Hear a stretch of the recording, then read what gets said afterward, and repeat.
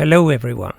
In this video we are going to build the CV converter. This is a full DIY kit that you can buy from my webshop. And to build this module you will need a soldering pen with a fine tip, some solder wire and a side cutter.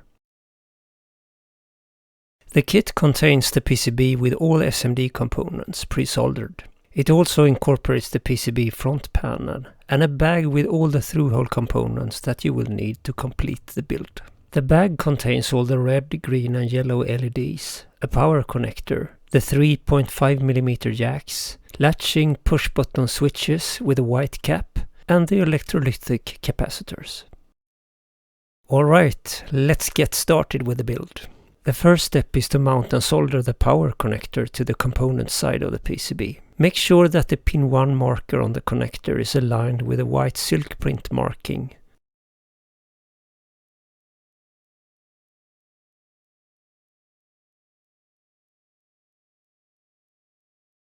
Next you mount the electrolytic capacitors and be careful so you mount them in the right direction. The white minus marking on the capacitor housing should align with the white silk print marking on the PCB.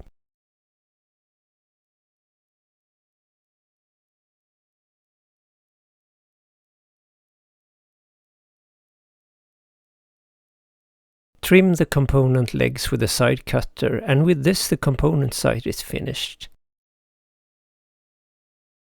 Turn the PCB over and start by mounting the 3.5mm jacks and use the front panel and a couple of nuts to secure the jacks before you solder them in place. Make sure that the jacks are flush to the PCB. You can solder one leg first and check the alignment before you solder the rest of the pins, if you want to be extra careful.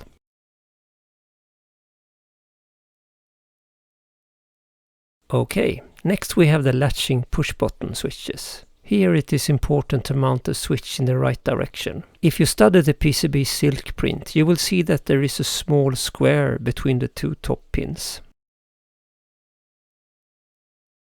The bottom side of the switch housing has a similar square marking, and those two should be aligned. But before we mount the switch to the PCB, we need to assemble the switch and the white keycap. Make sure that the cap is fully seated on the arm of the switch. Alright, now we can mount the switches to the PCB. My preferred way of doing this is to use a small piece of masking tape to hold the switch in place. Mount the switch to the PCB and don't forget what I told you about the orientation. Attach the front panel and use a masking tape to keep the switch from falling out when you turn the module around.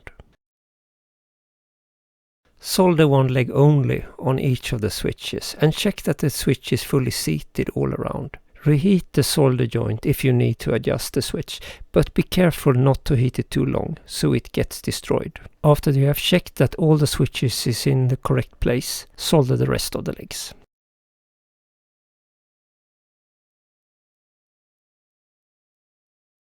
The final step is to insert all the LEDs in the correct place.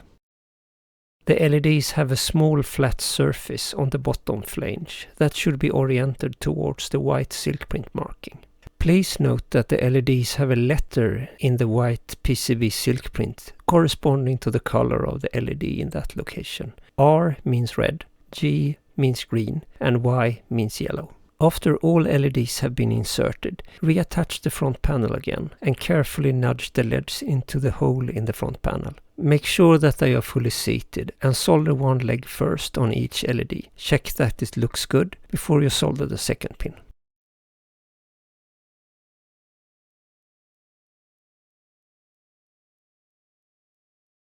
Trim the legs of the LEDs with a side cutter. Attach all the nuts to the jacks and make sure that they are secured. And with that, the build is completed. When you power on the module with nothing connected, the upper yellow LEDs on the bipolar outputs should be lit, and the lower green LEDs on the unipolar outputs should glow. The red LED near the latching switch should light up when the switch is in the lower position. The expected current consumption should be around 4 mA on both plus and minus 12 volt.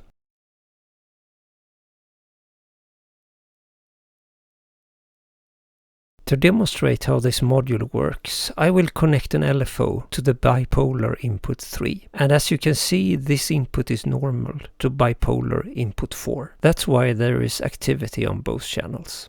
The green LED marked plus shows the positive period of the signal, and the yellow LED marked minus shows the negative. The green LED on the unipolar output 3 shows the state of the output signal, and with the switch in the upper position, the output range will be between 0 and 10 volts.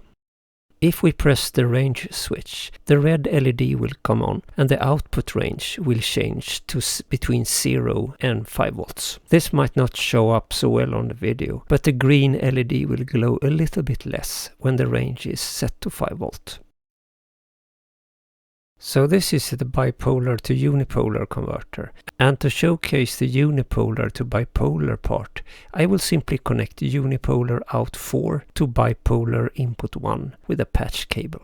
Both channel 1 and 2 are activated because input 2 is normal to input 1. In the same way as with the unipolar outputs, we have a green LED and a range switch for switching between 5 and 10 volt range. And on the bipolar outputs, we have the green and yellow LEDs showing the status of the output signals.